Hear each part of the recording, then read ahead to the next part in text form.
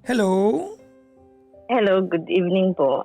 Good morning. Good morning. Good morning po. Yes po. Yes po. I understand you've been wanting to be called since last week pa, The ano? other, yes, yes, Nireplyan yes, po Papa. kita kaya lang natulog ka maaga, ano? Opo, nakatulog na pa ako, Papa Jackson. Na, Sinek ko po yung message natin. Nagsabi ka rito ng sorry nakatulog po ako. Opo, kasi po nung pagkagising ko po, patapos ka na po. May kausap na akong iba. Opo, opo. Habang nakikinig. By the way, what's your name po? Ako po, si Nida po. Just call me Nida. Nida, as in Nida. Opo, Ilan taon na po si Nida? 53 years old po, Papa 53! Jackson. Parang hindi halata. Asan ka po ngayon? Dito po sa Singapore, Papa Jackson. Anong ginagawa mo dyan? Dito nagtatrabaho po. Anong hanap buhay mo dyan? DH. DH po. Matagal ka na dyan? Medyo matagal-tagal lang po, Papa Jackson. Ilang taon na? More than 10 years, more than 14, 15 years, mga ganun. Kailan ka huling umuwi? Last 2024? Yeah, December po. Isang taon na rin, no? Opo. Okay. Okay. Isang amo ka lang dyan sa loob na sa kalahating dekada? Ika-dalawang amo na po to. Doon sa unang amo mo, gano'ng katagal ka doon? Mga 7 years. Ang tagal. Ba't ka umalis doon?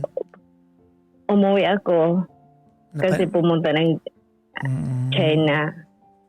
Then, pagkatapos umuwi, bumalik na naman dito. Anong ginawa mo sa China? Ganon din yung trabaho. Parang pinapay-pirate po ba? Gano'ng katagal sa China ka ikaw? 7 buwan lang. Bakit? Bakit nakiksila? Hindi ko kaya. Bakit? Sobrang lamig. Saan ka bang bahagi ng China? Shanghai po. Shanghai. Sige. Opo. Pero mura ang doon ang way of life doon eh. Oo, pero hindi kami nakagala. Ganon. 7 buwan lang eh. Doon? Hirap doon. Hindi marunong mag-English mga tao. Ay, totoo yan. Kasi hindi sila mag-a-adjust. Oo. Anyways. Yeah. Tapos bumalik ka ng Singapore. Ito na yung pangalawang amo mo. Opo. Okay. Ba tayo magkausap ngayon? Kasi alam mo na yung always na problema bilang may asawa. Yung nakahanap ng iba yung asawa ko. Naku po. Parang gano'n na nangyari. Gano'n katagal kayo? Almost 25 years na po, Papa Jackson. So kung 25 years kayo, parang 10 taon lang doon yung magkasama kayo ng, no? Parang 15 years doon. Malayo Opo. ka na, no? Opo. Kasi ano yan eh, no? Risk yan kasi pag OFW ka, di ba? Opo. Noong una, alam namin yung ref, pinag-usapan. Okay pa naman yung relasyon namin. Pero ngayong mga 5 years ago, parang nakitaan ko. Hindi talaga nakitaan. Nagsabi siya. Tapos, parang hindi niya masabi kung ano talaga yung ginawa niya. Parang no resentment. Parang gano'n. Kaya, yun ang sa akin, naka-trigger sa akin kasi parang... Okay, wait lang. Tell me the day that you caught him.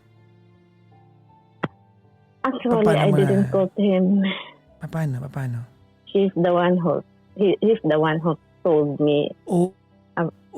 After, parang ganun, pero slight. Nung inamin niyo sa'yo, gano'ng katagal na sila? Few months. He must be serious, no? He must be serious, girl, no? Parang ganun ang nangyari. Kasi hindi naman naamin niya kung fling lang yun eh. Diba? Opo. Parang, tumawag ako sa kanya. Tapos, alam mo na, yung ma-feel mo. Tapos sabi niya, yung may nagawa akong kasalanan. Yan ang unang ano niya. Sabi ko, anong yun? Sabihin mo sa akin ang totoo. May ginalaw akong babae, parang gano'n. Oh. So, siyempre, na-shock ako habang nagtatrabaho. Kaya, sabi ko, pag-usapan natin to. Tapos, slight lang yung siya. Wala naman yun, parang gano'n. Sinungaling na. Umpisa na yung pagsisinungaling niya sa akin. Di, siyempre kasi nagtatrabaho ako. Di, consulate. After yun ng COVID the time, parang gano'n. Tapos sabi niya, kung pwede umuwi ka. Sabi niya. Sabi ko, uuwi ako pero mahirap pa ngayon kasi nung time hindi pa masyadong open ang border. Tapos mas iningatan ko yung trabaho ko kasi mas importante nung time na yon yung trabaho ko kasi sa Pilipinas ang hirap.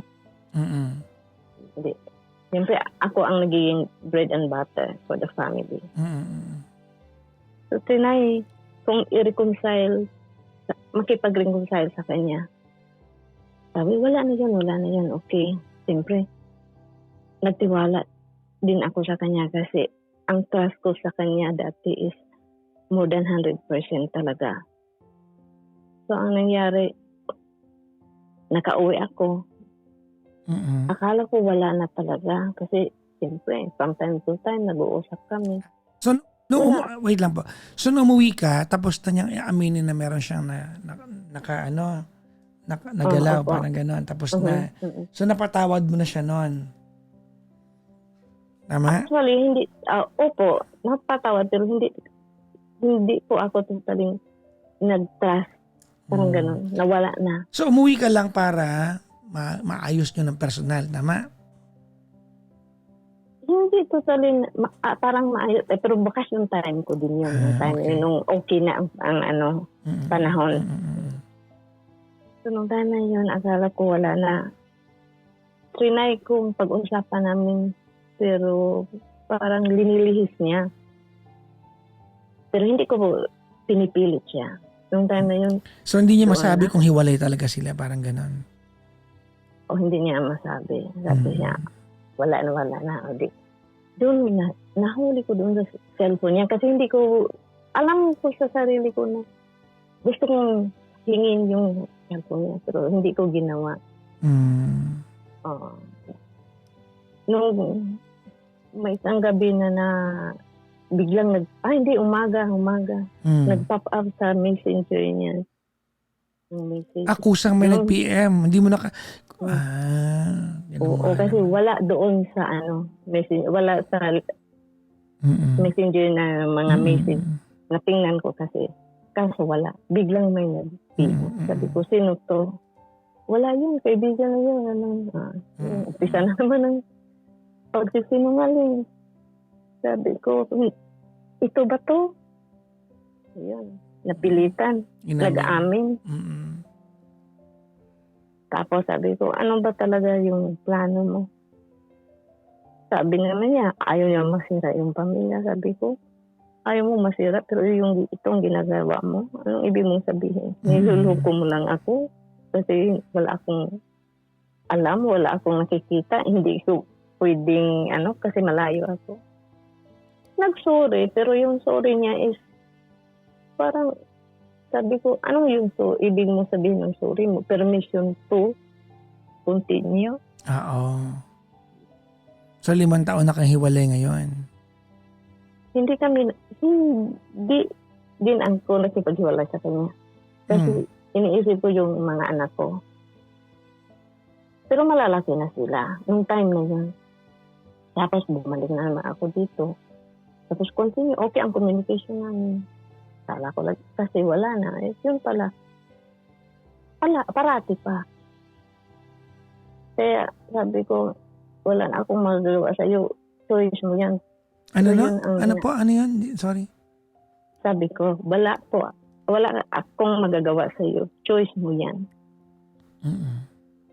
Sabi niya, wala na talaga. Sabi ko, hindi na ako maniwala sa'yo. Kaya dala-dala ko yung anxiety, depression, lahat-lahat. Kaya sabi ko, hindi ko alam kung anong pwede kong gawin. Parati nag-sink in sa utak ko yung mga ginagawa niya. Mm-mm. Kaya sabi ko, hindi ko sinabi sa mga anak ko. Hindi ko din sinabi sa mga pamilya ko. May sinabihan lang ako yung isang sister-in-law ko. Ganon. Mm-mm. Habang ngayon, dala-dala ko, sabi ko, ano kaya ang dapat kong gawin? Hindi ako makapag-decide. Pero ngayon, parang niles ko na yung communication namin. Kasi sa tuwing nag-uusap kami, puro, talagang sa puntong nag-uusap kami. Anong status nyo ngayon? At mag-asawa pa din. Sila pa rin ng girl? Sabi niya, wala na daw. Ay, ito pala. Yung minsan, nag-confess na naman siya sa akin noong 2023, something like that. Na daw, umiiyak siya. Kasi nakipaghiwalay daw siya kasi may ibang lalaki daw yung babae. Parang ganun. Tapos dito naman siya nag-ano sa akin, natulungan daw siya, na i-comfort siya, kausapin siya. Isa tuwing nag-uusap kami, talagang mag-aaway kami. I-comfort mo siya dahil siya, meron siyang sama ng loob dahil sa babae? Sa'yo humingi ng comfort? Opo. Anak ng pusa. Anong klaseng tao ka? Kaya nga, sabi ko, hindi ko na alam sa tapos, yung may gusto niyang isabi ko sa kanya, yung sasabihin ko sa kanya, yung linya na yun, nasabihin ko daw sa kanya na, hayaan mo na siya. Kailangan niyang kung mag-asawa siya, di okay na yun. Parang gano'n ang linya na gusto niyang tuwing nag-uusap kami yun ang sasabihin ko. Sabi ko, ano ba ako sa'yo? Kailangan mo ako kasi gano'n ang nangyari. Tapos sa tuwing sinasabi ko, ano ba, kumusta? Gano'n pa rin kayo. Sabi mo, wala. Tapos may isa pang siguro kaibigan niya nag-chat sa akin na, kumusta kayo ng asawa mo? Ano ba maghiwalay? Naghiwalay ba kayo? Sabi ko, hindi naman. Sabi ko, kasi may babaeng ganito ganyan kasama niya. Kinonfront ko na naman siya. Sabi na naman niya, hindi, sabi ko sa'yo, wala akong ginagawang masama. Sabi ko, wala na akong tiwala sa'yo. Okay, let's stop right here. Ang hirap Wait lang, ma'am. Ba't mo ko tinawagan po? Baka makahingi po ako ng advice na yung parang anong dapat kong gagawin sa relasyon namin. Okay, ganito. Let's establish first. Sila pa rin ba ng girl? Parang hindi na yata, di ko din alam, Papa Jack. Bakit di mo tanungin, ma'am? Tinatanong ko parati naman sinasabi, wala, nandito lang ako sa bahay. Hindi, kasi hindi mo pwedeng sabihin sa akin na hindi mo alam kung binibigyan ka niya ng sagot. Pwede mo lang sabihin sa akin na, opo, sila pa or hindi na po sila pero hindi ako na yun. But you have to entertain the answer. Kasi po ganito yan, Okay, ganito. Tanong kita, ma'am, ano bang gusto mong ending nito? Maayos po ito o hindi na? Sa akin, gusto, pero the other side. No.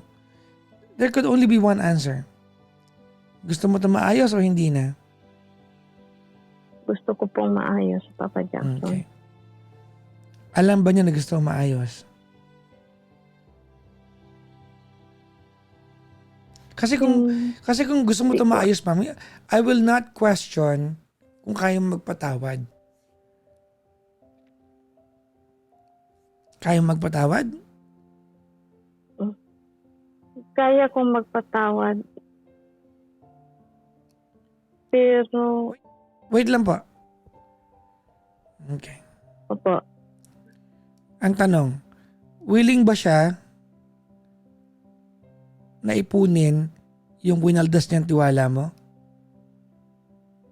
Yun ang di ko po alam sa kanya, Papa Okay. Jackson. Kasi hindi po pwedeng na ikaw gusto mo ito maayos siya, ayaw po niya. Kaya nga, yun ang nasa utak ko.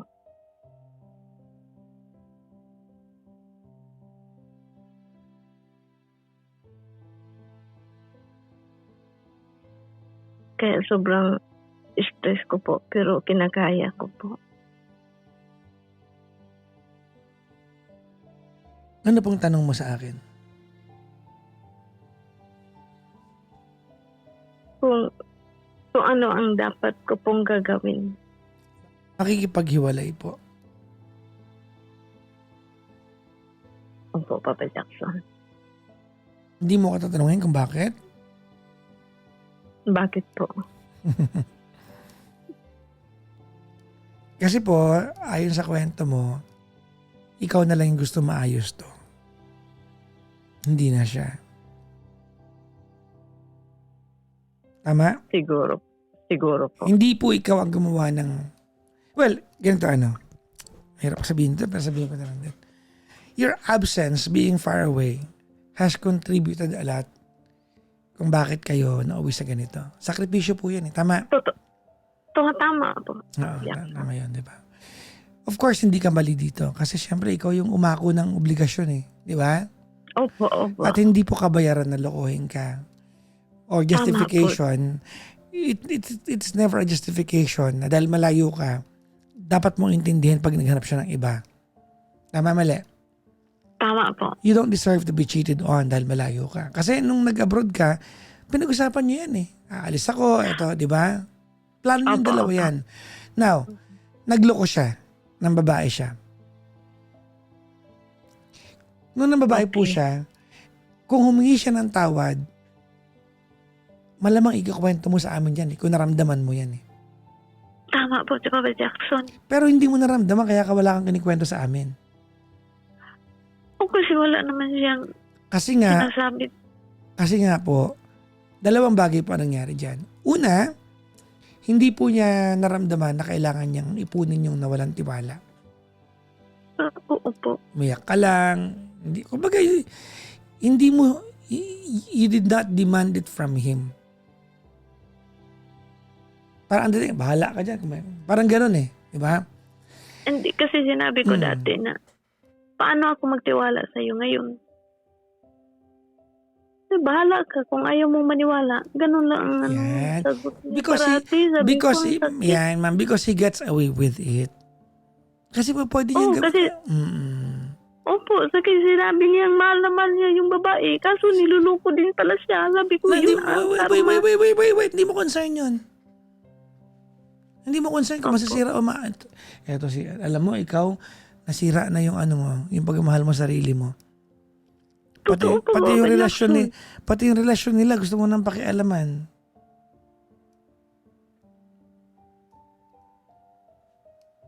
Kasi nung time na yun, hindi ko na alam anong dapat kong gawin. Mm-mm. Kaya nasabi ko sa kanya, Daki, Ano po? kaya nasabi ko sa kanya dati Ano, yung sinabi ko na Nida, niluloko. Nida, Yes po. Yes po, Papa patuloy Jackson. kasi sabi ko kanina ha. Opo. Instead of spending the remainder of your life, natitirang buhay mo na malakas ka, na Opo. pinipilit ayusin yung isang bagay na pwede lang manakit sa'yo, matuto ka na lang mamuhay nang hindi siya kasama. Opo, Papa Jackson. Hindi mo ko kailangan tawagan para malamang totoo yung sinabi ko. Actually, alam mo yan eh. Totoo po. Between the two Pero- of you, ikaw na lang yung umaasang baka ayusin pa niya. Tama? Kasi umaasa kayo. Opo. Baka mamaya, ma-realize niya na, nasaktan ko si Nida, kailangan ko siyang... Hindi niya nare-realize eh. Ang kapal Hindi nga po, na mukha Papa eh. Ang kapal nga na mukha eh. Imagine mo, sa'yo siya umiiyak nung nagkalokohan silang dalawa. Opo. Mm. Grabe ang stress ko nung dati, Papa Jackson. Kasi Kasi nga, kasi alam niya niya- kaya niyang gawin sa'yo. Hindi mo siguro Yun lang. hindi mo siguro sinadya Nida. Pero pinaramdam mo sa kanya na pwede kanyang walang yain. Yun nga po. Mm. Totoo po.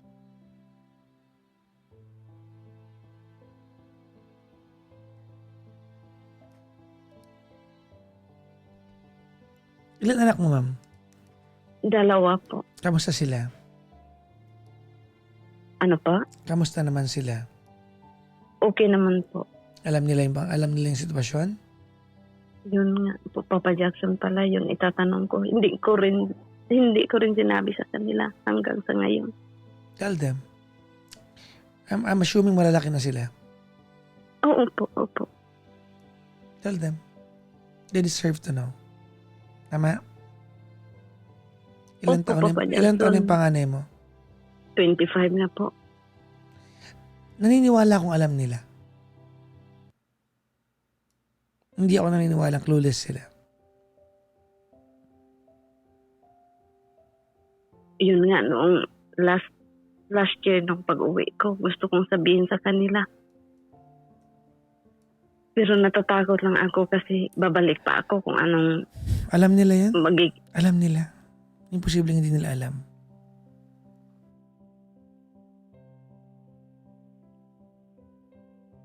Baka na-awkwardan lang silang pag-usapan. Diba? Alam nila Opo. yan. Not for anything else. Hindi para mawala sila ng respeto sa tatay nila. Call nila yun, matatanda na sila eh. Kanila na yun. Diba? Opo. Pero bilang matured family members, they have to know about it. Now. Kailangan ko bang ngayon na nandito pa ako, sasabihin ko sa kanila or... Hindi masama. Pwede naman. Yung pangalawang anak mo, ilang taon na? 23 po. Okay. May mga buhay ng sarili. Tama? Nag-aaral pa po sila. Ilang taon pa po? Ay, yung isa tapos na, mag-apprentice na po. Yung isa, ilang taon pa? Last na, no? Yung isa, opo. Okay. Ilang taon ka pa sa Singapore magtatrabaho? Kaya nagdesisyon na ako, Papa Jackson, hanggang sa ano na lang, hanggang kailan ko kaya. Hindi. Ilang taon pa? Bigyan mo ako ng timeline. Maybe 10 years? No. 10 years. Oo, ganun. Mayroon kayo papangako sa akin na. Kasi alam ko naman pag sanay tayo magtrabaho, hindi natin kayang tigilan agad dyan. Tama? Opo. Kasi yung mga tao masisipag, mas nanghihina sila eh. Totoo Kapag ka po. nawalan ng work, di ba? Tama, mali? Tama po, Papa Jackson. May assignment ka sa akin, ha? Ano po? Number one, hindi mo na sulat. Remember it by heart. Number one, kausapin mo yung mister mo. I-finalize mo yung hiwalayan ninyo. Okay po. Okay? Pangalawa, bilinan mo yung anak mo, yung pangalawa, na Opo. magtapos siya ng pag-aaral on time. Okay? Po. Okay po, Papa Jackson. So kung matatapos siya on time, may 9 na taong ka pa magtatrabaho ng walang pinapaaral. Tama? Opo. Okay. Yung 9 na taon na yon, mag-iipon ka, ha? Opo. Inumpisahan ko na po. Mag-iipon ka. Because ihahanda lang kita, kaibigan mo ako. There's a Opo. high likelihood that you are gonna grow older without a partner. Paghahandaan mo to. Yes, Papa Jackson. Mas mainam na yung wala kang partner kaysa may partner ka hindi ka na mahal. Wala namang respeto sa'yo. Bastos sa nararamdaman mo. Niloloko ka lang. Ayaw na ayoko na balang araw babalik ka sa kanya kasi ang katwiran mo, okay na yan, matandaan na kami. Look, Nida, Okay po. Yes 15 po. years ng buhay mo, nangamuhan ka. Tama? Opo, Papa Jackson. 15 years nangamuhan ka, sunod-sunuran ka sa utos ng bawat amo mo. Tama, mali? Tama po. Hindi mo nagawang maramdaman yan sa mister mo. Pag nakaipon ka, sisharean mo siya. Iyan mo siya. Hindi mo naiisip, baka sa panahon niloloko ka niya, yung mga ginastos niya doon, pinampadala mo sa kanya yun. Tama po, Beba Jackson. Yeah. Marami doon galing Totoo sa'yo. po. Yep. Totoo po.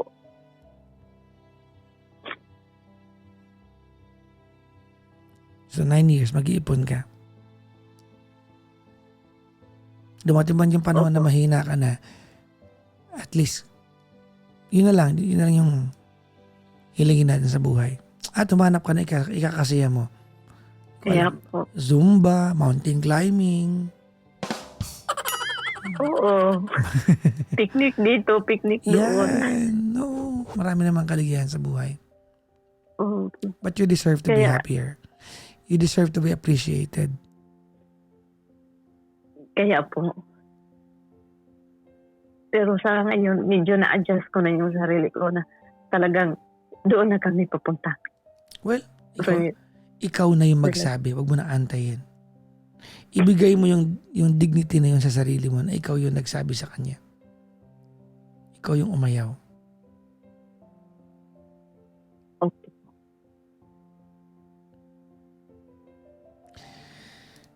Kasi hanggang sa ngayon, nung bumalik ako, ayaw niyang pag-usapan. Okay lang kung ayaw niya pag-usapan eh. Pero sana humingi siya na maayos na tawad sa'yo. Okay, yun ang inano ko. Kasi alam mo, Nida, Opo. sugatan yung puso mo eh. Ang tanging gamot niyan ay paghingi niya ng tawad. Talaga po, yung totoo. Kala mo kung humingi siya ng tawad at nakikwento mo sa akin, sabihin ko sa'yo, patawarin mo na, mahal mo naman eh. Hindi eh. Kaya nga po, Ano yun? Wala lang? Thank you na lang? yun nga ang sabi ko sa kanya.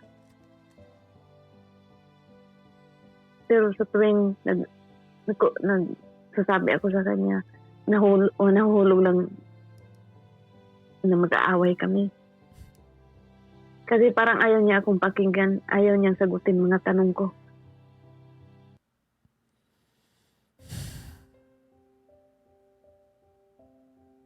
Well, you deserve a life worry-free from him. Yes po, Papa Jan. Tama po.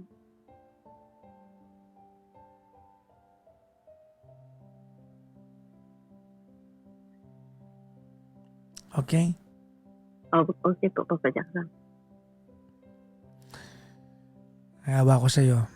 Hindi mo to kailangan pero gusto kong sabihin sa'yo. No? Naaawa ko sa'yo kasi binalikat mo yung pagiging mag-isa abroad at paghahanap buhay sa pamilya mo. Tapos ito lang ang napala mo.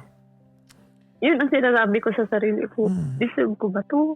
Hindi mo Ilang deserve. beses? Pero pwede mong apatan kasi you have few more years. Yun lang. Sabi ko, kailangan kong love myself na naman. Sabi ko, kailangan ko ibalik yung parang pick up my pieces. Tama. Pero mahirap, Papa Jackson. Kahit sinasabi ko sa sarili ko, kailangan, deserve ko to, kailangan kong mahalin sarili ko.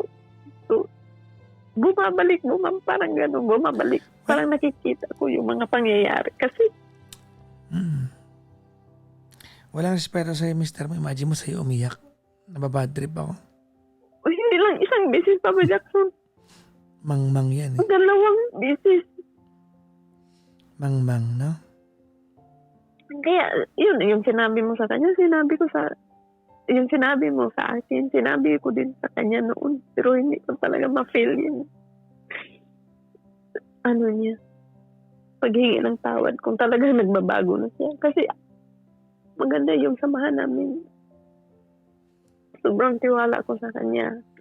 Yung ganun. Tapos biglang nag-twist yung ugali niya. Sabi niya, naiba daw siya.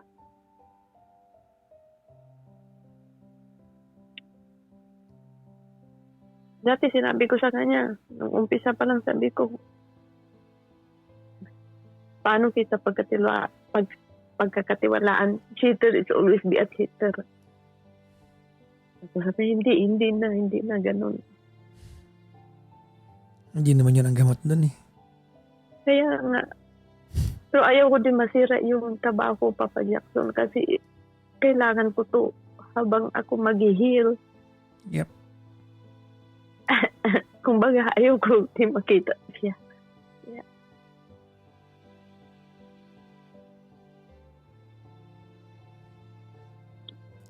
May mga time na hindi ko na maayos yung trabaho ko. Buti na lang kahit siyempre napapagalitan tayo. Maraming nakakalimutan. Tinay kong sabihin sa sarili ko na kailangan mong maging strong sa sarili mo lang. Parang ganun. Pero masakit. Of Pero course. kakayanin ko.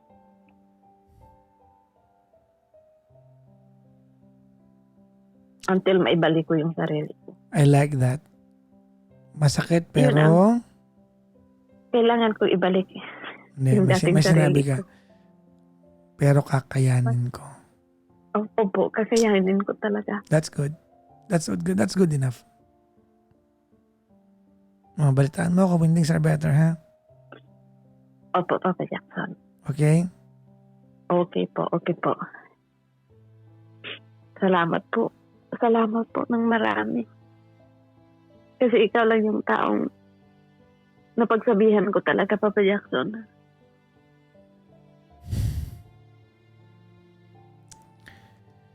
Kahit na mga kaibigan ko dito, Papa Jackson, hindi nila alam.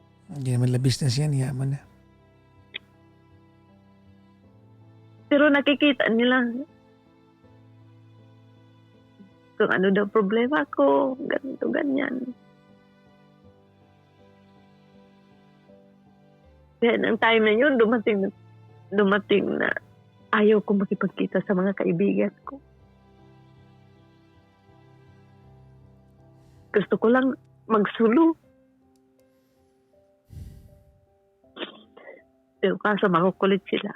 Sasabihin na ayaw mo na makipagkita sa amin. Matagal na tayong hindi nagkikita.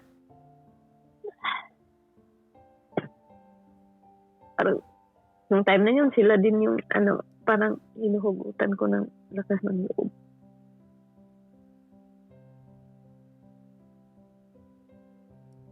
Pero wala akong magagawa. Nangyari na ang nangyari. Good luck po sa iyo, ma'am, ha? Salamat po. Marami, Papa Jackson.